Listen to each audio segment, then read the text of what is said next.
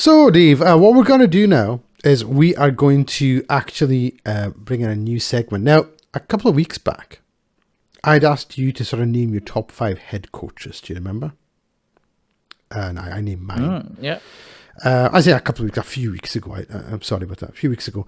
Now, we decided that we're going to do some more top 5s, but not necessarily all NFL related, because let's be honest, everyone does that.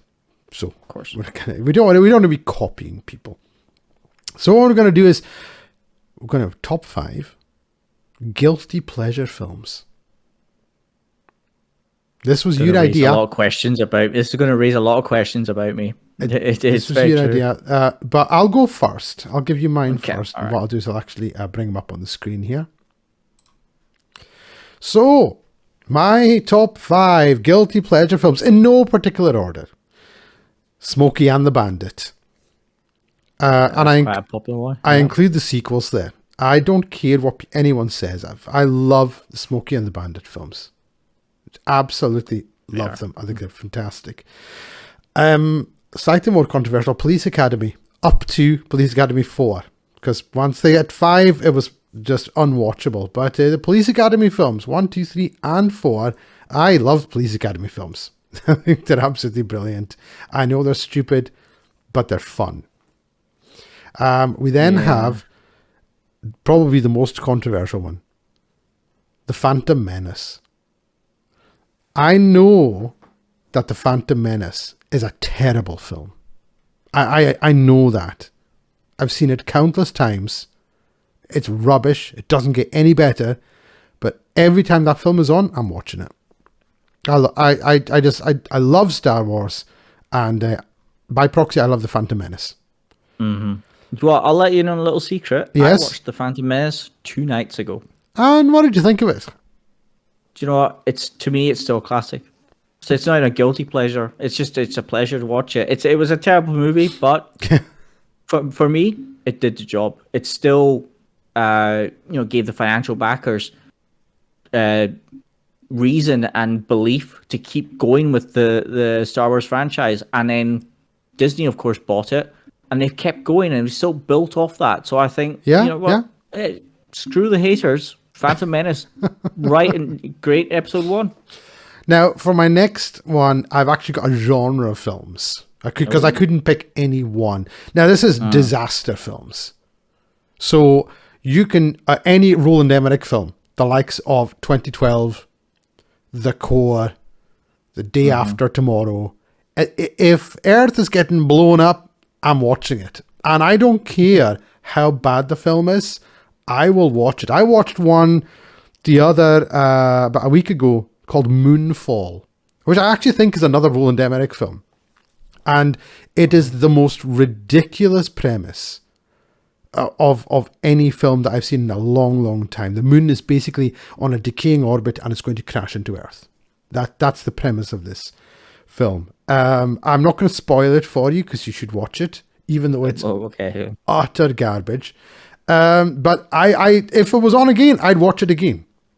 I just would, because I love disaster films. It doesn't matter if it's alien invasions or if it's, as I say, natural disasters, whatever it is, I cannot get enough disaster films. And the next one was going to be another genre film, but I managed to narrow it down to one. Face Off. Nicolas Cage and John Travolta. Yeah. In Face Off. Now, my wife, my lovely wife, she hasn't watched Face Off yet. I've not managed to convince her. I've managed to convince her to watch Smokey and the Bandit. So I did pretty well there. But I'm not convinced. She may have PTSD though from your original choices. Yeah. But Face Off, I'm trying to get her to watch. I don't think I'll be able to get her to watch Face Off, but I love Face Off. And I actually love, and I mean love, every Nicolas Cage film. Mm-hmm. The more ridiculous, the better. I can't wait to see the one that he's in with Pedro Pascal. The last one that he did. Was it last year it came out? Yeah. I've not seen it yet. I can't even remember what it's called, but I think it's Nicolas Cage. I can't remember. It's Nicolas Cage playing Nicolas Cage, I think. I think that's what it is. Yeah. I think my genius. My favorite has to be of his, Gone in 60 Seconds, though. Love it. It was just that was amazing. Absolutely loved Con it. Air. I mean, Con Air as well. Yeah. My word. That's really good. I love it. Love it. Now, I was going to put in. I did put in disaster films because I love them, but I was very tempted. Before we go on to your top 5, I was very, very tempted to put in budget sci-fi movies, the ones that you would see on the Sci-Fi Channel. So my all-time favorite is Sharktopus, which has one of the greatest scenes. In fact, two of the greatest scenes ever put to film. And I shall relay these scenes to you now. They're very short, so I'm not going to act it out on camera or anything. But basically, so this one scene where I believe it's Eric Roberts. He's in loads of these films. Julia Roberts' brother. He's in loads of these films, generally playing a bad guy. So, you know it's good. And I think he's playing like this colonel or something like that. And the Sharktopus, Sharktopus is a shark with 8 octopus legs. So I don't know why it's not called Octoshark, but it isn't. It's called Sharktopus, right? Anyway, by the by. So anyway, this thing was created by the military and it breaks free. It's literally controlled by a tiny wee radio strapped to its head. And that's how it's controlled. So when the radio gets snapped off by a propeller, it goes rogue and it's killing people and all that kind of stuff. So there's one guy in the world who can deal with Sharktopus, and his name's Finn. I want to say it's Finn. I could be wrong. I've not seen it in a few years. And the two army guys are talking. Eric Roberts, I think, is one of them. And he's saying, we've got to get Finn. And I think it's like his ex-son-in-law. I'm doing accents really bad. Bear with me. He says, we've got to get Finn. He's the only man in the world who can deal with, I think they call it Weapon X. Of course they do. And he goes, oh, God damn it, I'm never using that guy again. He did this and it was terrible. Right? But then, like, the Sharktopus kills another 20 people and it's moving down the coast of the Gulf of Mexico, and they're following it. And the guy's like, oh, come on, Colonel. I don't know if he's Colonel. Come on, Colonel. We've got to get Finn. He's the only man in the world. The only man in the world that can deal with the Sharktopus. And he says, oh, okay then. Go and get him. Where is he? Oh, he's staying across the road in a hotel. Like, he just happens to be right here. So happens, yeah. He's right there. So, like, literally walk across the road, and there's the one man in the world. So I thought, that's class. And the other scene, anyone who's seen Sharktopus probably knows the scene I'm about to mention here. 2 guys painting a boat, right? So they're on one of those, what do you call those things that they use for window cleaners? The re-lift, the pulley lift. Like a scaffold? It's got a name, but yeah, so it's like on ropes and it goes up and down the building for them cleaning the windows. So it's like a scaffold. It's the scaffold thing you move up and down. Yeah, but it has a name and I can't remember what it is. Anyway, that's not important. So there's these 2 guys and I think they're on their lunch and they've just been painting this boat. And then one of them says to the other something along the lines of, again, I'm paraphrasing, years since I've seen it, oh, how would you like to die? And the other guys are saying, oh, I don't know. I think I'd like to be set on fire or drowned or whatever it is. Oh, I'd like to go in my sleep or whatever. And then you see the tentacles coming up out of the water, right? And it grabs one of the guys. And as it's dragging him to his doom, he literally says, oh no, not like this. And he gets killed by the Sharktopus. So it's quality, but I love all those things.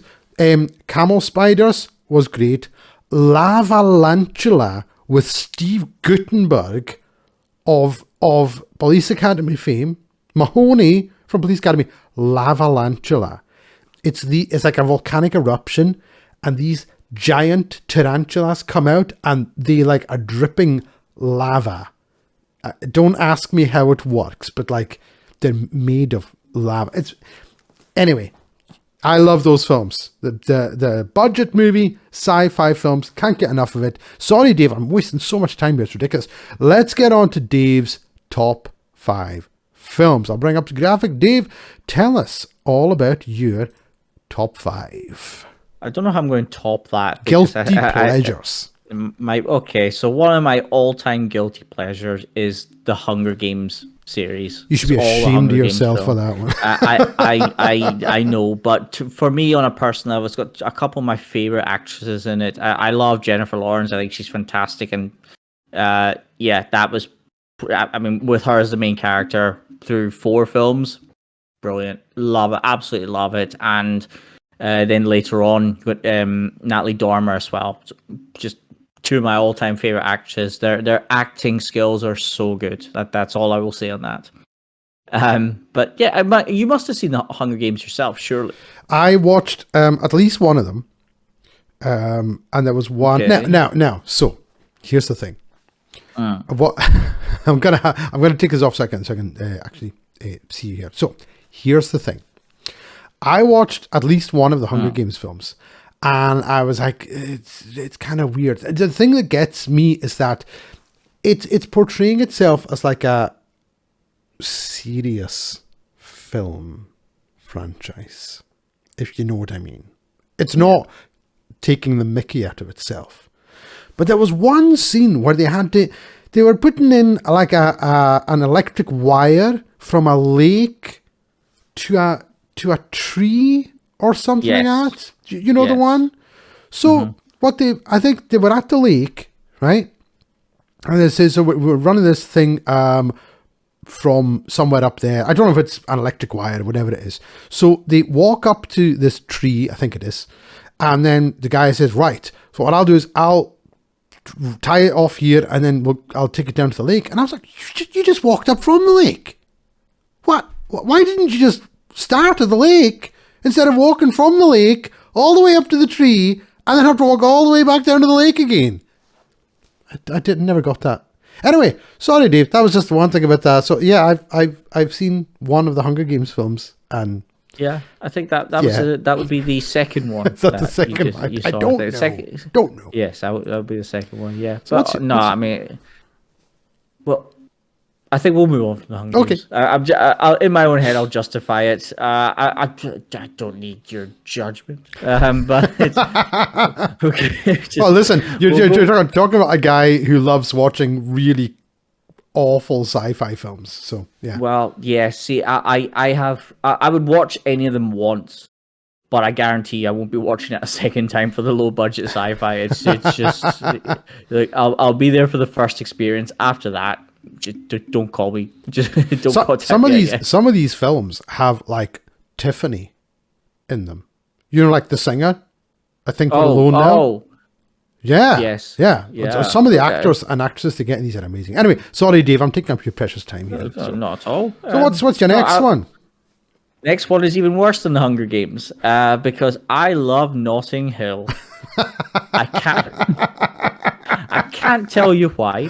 Because I don't know why. Oh my word! But I love Notting Hill. I love watching Notting Hill. I don't know what it is.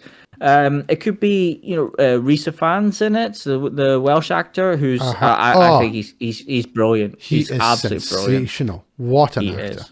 Brilliant. I don't know what it is about that film. I think without him it would have been terrible. Like whoever they had cast in his role. Is Notting Hill the one with Andy McDowell or Julia Roberts? That's Julia Roberts. It's Julia Roberts and Hugh Grant. Yes. Right. Okay. Because Andy McDowell's in the other one with Hugh Grant. Yeah. Yes. I think yes. Yeah. Okay. I want to say yes. Yeah. But no, Notting Hill's great. I don't know why. Like I said, it just is. It's just a story with two what's now well-known people. I think it's like kind of almost a David and Goliath kind of theme to it. That you've got the really famous actress and one of the most well-known people in the world, and this little bookshop guy. That's he manages to get the woman of his dreams, and this isn't making myself look any better, but I think that's pretty much the storyline of it. And it's the romanticism inside you, Dave, and I think we can all appreciate that. We're all man enough to appreciate that. Well, yeah, maybe. For want of a better answer, yes, we'll go for that, because I'll be honest, I generally don't know why. I would quite happily watch it all the time, like on a weekly basis. I watch it every week. But it's something. If it's on, I ain't switching the telly off, and you will have to fight me for that remote. Quite so right. There we go. That's number 2 on my list. But number 3 is one of my favorites for my childhood, and that is The Jungle Book. Now, I wouldn't call that a guilty pleasure because that's an amazing film. It is, but it's maybe a guilty pleasure when you're 32 and watching it. I think that raises questions. But The Jungle Book. I was going to put The Lion King in this as well, because I do have a Lion King quote tattooed on me. So I grew up with Disney. Hang on a second. Hang on. Is it in a place that you're allowed to show on camera? Well, can you see my tattoo? Yeah. Yes. Hang Hakuna on. Matata on my forearm. On your forearm. Yeah. Yes, we can see that. Yes. Now, Wow. when you are a student, you do silly things. Now, I forget every day that I have that tattooed on me because I can't see it. It's on the backside of my arm, and I get a lot of looks quite often, and I have most of the time I can figure out what it is, but then it's usually little kids that are looking at my arm, trying to read my arm, and then they'll kind of look at me like I'm like something seriously wrong with me. Well, why is that tattoo on your arm? And the honest answer is, I don't know. I was feeling a Lion King kind of day and asked for that to be tattooed on me. But quite right. It could have been quite easily. I've had the bare necessities on some of my other arm. That maybe that's an idea for my next tattoo. But so getting back to The Jungle Book, I love The Jungle Book. I love so many Disney films. Yes. What do you make of the live action remake of The Jungle Book? The one with Christopher Walken as King Louis. I quite enjoyed it. But I know a lot of people didn't like it. Yeah, I enjoyed quite a lot of it. I wasn't disappointed watching it because I generally thought that it was going to be a big letdown. Because you've got something that's iconic to more than just one generation. So you're always up against it from the get-go. But I think I quite enjoyed it. I did only watch it once. I mean, I reckon I've probably seen it in my lifetime, The Jungle Book, more than 50 times. Basically, wow. As a child, that is what I watched. The Jungle Book was my main go-to. I used to watch it with my grandmother. She loved it. When Mowgli's a baby, Bagheera's putting him to the wolves in his little basket, and then he sort of paws him.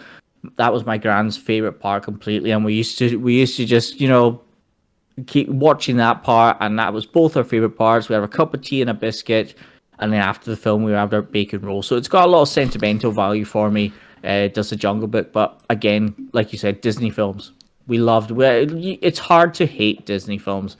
Maybe some of the more modern ones, not well. Obviously, since we're kind of a lot older now, and when they first came out, we can say that it's not really for us. But the classic ones, how can you go wrong? No, you can't. Absolutely Can't go wrong. What's next? Well, number 4 on my list, the Pirates of the Caribbean franchise movies. I love the Pirates of the Caribbean. Yes, absolutely. I think the original one was the best. I loved the first one, and again, it's on Disney, so Disney Plus is a massive plus for me. But yeah, Pirates of the Caribbean, Johnny Depp, Orlando Bloom. I think I'd seen Lord of the Rings as well, with Orlando Bloom in it as Legolas. So Pirates of the Caribbean was right up my alley, and I loved Johnny Depp in so many films as well. Oh, yeah. Keira Knightley as well, fantastic actress. It's I don't know, it's almost got a soothing, calm effect on me. I'm very chilled and relaxed with Pirates of the Caribbean. The theme tune for it as well. Once I hear that, yeah, brilliant. I know I'm just gonna have a lovely little evening, just relaxing to Pirates of the Caribbean, and Johnny Depp sort of sucking it to the kind of British, the British sea captains and the British boats, and then getting on the Black Pearl. But yeah, fantastic movie franchise. I don't think I've seen all of them. I think that's more just because I always end up going back to the first one or forgetting that in the middle of watching the Pirates of the Caribbean. I think I've missed one of them because I saw the first three, and I saw the one with Benicio del Toro. Not Benicio del Toro. I always say that. It's not Benicio del Toro. Is it? I want to say it's not Guillermo. Oh my goodness. I've forgotten the guy's name. The guy in No Country for Old Men. Javier Bardem. Javier Bardem. Yes. Oh my word. Javier, if you're listening or watching, I apologize. Right? We're completely forgetting your name. This is a recurring theme, and everyone knows my memory sucks. I can't remember anything. And I'm really bad with people's names. Awful with people's names. So Javier Bardem, Salazar's Revenge, that's what it was called. So I watched that one. Yes. But there was another one, which I think is called On Stranger Tides, which I've not seen. Yes, I think that we might be in the same boat there. Yeah, I think we might be in the same boat there. I have lower and lower expectations for each one that I watch because I think the first one was so epic. But the whole Pirates of the Caribbean, that's definitely massive guilty pleasure for me because I love Johnny Depp, Orlando Bloom, and Keira Knightley, so they're the perfect kind of group of actors and actresses together. Gotta love it. And your last one there, Dave? I'm going for a genre. I'm going for any Japanese animation, as anime is just my escape from the world, basically. It's all about fantasy. It's like a kind of grown-ups cartoon, I would call it, but I loved watching Naruto. Was one of my all-time favorite animes. Death Note as well. Death Note, fantastic anime, and Bleach, which is also on Disney. You got Bleach in there. These are and anime movies in particular as well. So you'll get little kind of segments or little add-ons to the anime series, and I love watching these movies. They're absolutely fantastic, but I have to watch them in Japanese. It's wrong watch. The only one I will watch in English, not now, because I think I might have been 10 or 11 when I did watch it, was Pokemon. Pokemon in English is the only acceptable one. Anything else must be in Japanese with English subtitles because it is just not the same. I'm with you 110%. I'm glad. When I was a teenager, many moons ago, I saw Channel 4 showed Akira. Oh, wow. Yes, I haven't seen Akira for a while. And I was blown away by that. I'd heard a talk about it. Mm-hmm. I'd seen things in magazines, whatever, about it. Yeah, the manga kind of thing. Yeah. And Akira blew my mind. I was like, what is this? It was incredible. And that was my introduction to manga, Japanese anime. And I got a couple on VHS back in the day. Project Echo was one of them. And what was the other one now? Oh, my goodness. What was it called? In fact, not that long ago, maybe about 2... Oh, hang on. See, because of COVID, every time I say 2 years ago, I actually mean about 4 years ago, because 2020 and 2021. Caught myself doing it the other day. Wiped out. My nephew was watching one, and it was a series, and I was like, "What's this?" From Netflix, and he said it's called One Punch Man, and I haven't seen it. I've heard of it. Yeah. So I watched it. It is hilarious. One Punch Man is spectacularly good. I binged it, the entire thing, in one day. Wow. The whole series. It was fantastic. The stories are brilliant. The animation, of course, is amazing. And I love Japanese humor. The humor that they have in these things is just sublime. I find a real affinity for it. So I'm with you 100%, Dave.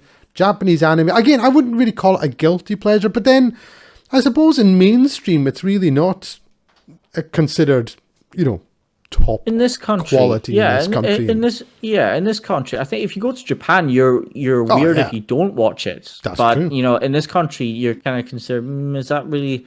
Oh, it's a bit silly, blah blah blah. But you know what? I love it, absolutely love it, and even like Japanese cinema as well. Just the general movies. I think there was a movie called Battle Royale, which is a ridiculous movie. Sort of explains why you like the Hunger Games then. It's basically Battle Royale. It is, isn't it? Yeah. And I loved it. It was absolutely brilliant. So I enjoyed Battle Royale. Yeah, and they made a second one as well, just to kind of emphasize that how good it was. So yeah, these kind of movies. Yeah, love it. Absolutely love it. Foreign cinema gets a bad rap sometimes. So obviously this year at the Oscars, Everything Everywhere All at Once cleaned up, and quite right. I loved that film. That was spectacular. And Michelle Yeoh was in it. She won an Oscar, didn't she? She won. She did. Yeah, I think she won an Oscar. I'm pretty sure. My favorite film with her is Crouching Tiger, Hidden Dragon. 100,000,000%. That's an incredible film. It's an emotional roller coaster. The cinematography in it is just spellbinding. It's unbelievable. And that was one of the first films that I'd seen of coming out of China that I was just like, oh, this is one of the best films I've ever seen. Just one of the best. I think then the only one. Sorry, carry on. No, I was just going to say the only other kind of film from kind of Chinese cinema that I thought, wow, this is incredible, was Ip Man. Ip Man. So, and they've got, I think it's 4, maybe 5 Ip Man films. I guess definitely 4 last time I checked, but there could be 5. Yeah, Ip Man's great. House of Flying Daggers. Yes. Curse of the Golden Flower. That is amazing. Another one with Chow Yun-fat. Just these cinematographers and the choreographers for these and people doing the music are just they are so good. And if you haven't seen Kung Fu Hustle, go and check it out. I love Kung Fu. There you go. That's a guilty pleasure for me. The most ridiculous film I have ever watched in my life was Kung Fu Hustle. Brilliant. It was brilliant, but it was so bad at the same time. But watch Kung Fu Hustle, 100% endorsed by the WinFL show. Definitely. Now, that's our top 5 of guilty pleasure films. So thanks for that, Dave.